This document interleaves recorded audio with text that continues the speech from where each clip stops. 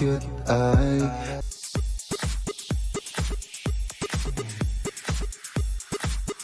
Nahatak na nga ni Pablo pabalik sa freezer ang ilan dahil sa cute pang-akit video nito.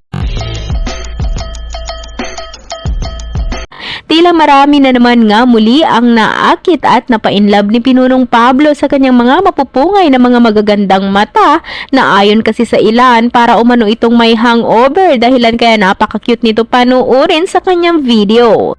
Kaya naman sa sobrang cute at lakas ng karisma nito ay napapasabi na lang ang iba na babalik na umano sila sa loob ng freezer. Saad ng mga tagahanga ni Pao, napaka-effortless umano talaga ng karisma ng kanilang bias dahil hindi na umano kailangan ng kahit ano pa dito. Pabiro naman ang isang netizens na dalang-dala sa pagpapacute at smile ni Pins. Saad niya yung smile niya. Pablo, wag kang ganyan talaga ay sinasabi ko sa'yo. Kapag kami naghiwalay ng mister ko, ikaw ang dahilan.